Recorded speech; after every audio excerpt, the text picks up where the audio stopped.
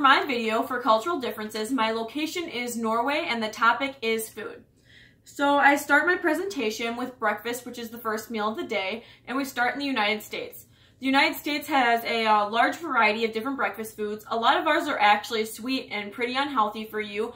Donuts, pancakes, waffles, muffins, just different things like that. We also have like bagels, or on a different side completely, eggs, sausage, bacon, lots of meaty, fatty things.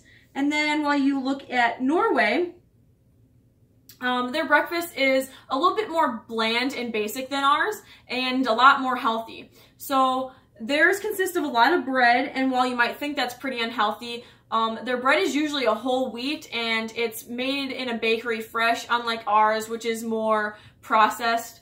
But there's different types of meats that go on there: salmon, salami, different cheeses. Their cheese is quite different than ours. A lot of it is actually goat cheese.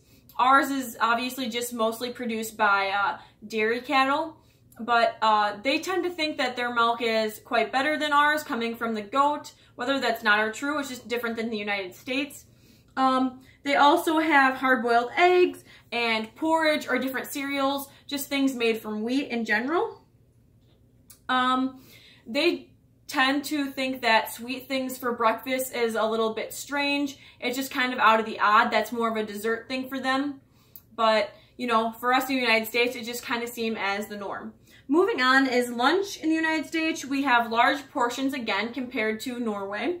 And a lot of our things have to do with meat, whether that be hamburgers, hot dogs, tacos with french fries, chips, and tons of different sides, or pasta like macaroni, or different things like that. While lunch in Norway is, again, bread, usually with different types of meat. Their meat's a little bit different than ours. We're more beef-oriented, while theirs is more lamb and pork.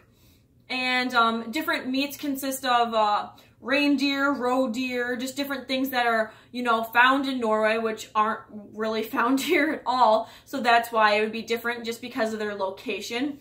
And theirs are open-faced sandwiches. Ours usually have 2 pieces of bread on them, while theirs usually just have 1.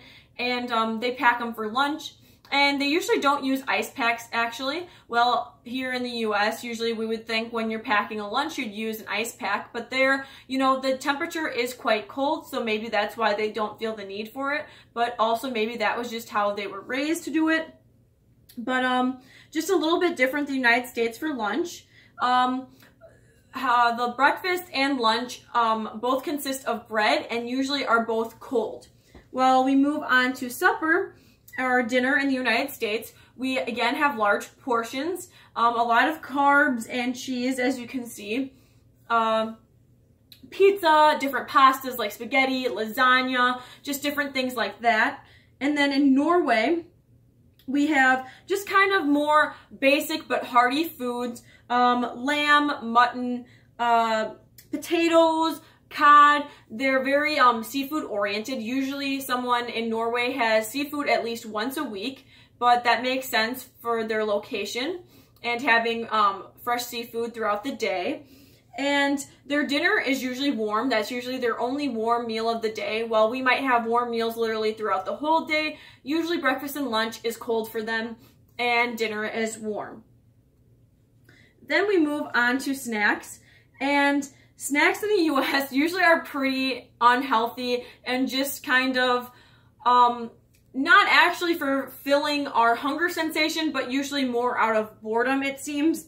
But popcorn, goldfish, chips, parfaits, one of the only healthy things that I have on my list for a reason. And snacks in Norway are actually seen more as meal-like: mashed potatoes with sausage, bread with brown cheese. I've actually tried brown cheese before. It's kind of melty and has an odd texture. Doesn't taste a lot like cheese. And then crackers with cucumbers and different things like that on them are seen as snacks. And so that's just a little bit of the difference between the foods of the United States and Norway.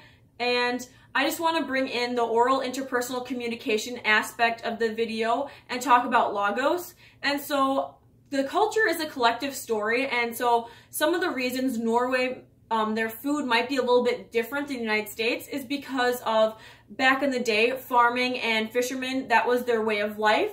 And you know, you have to take in account of the cold. They can only grow certain things throughout certain seasons, and it's very cold there, even colder than here in Wisconsin.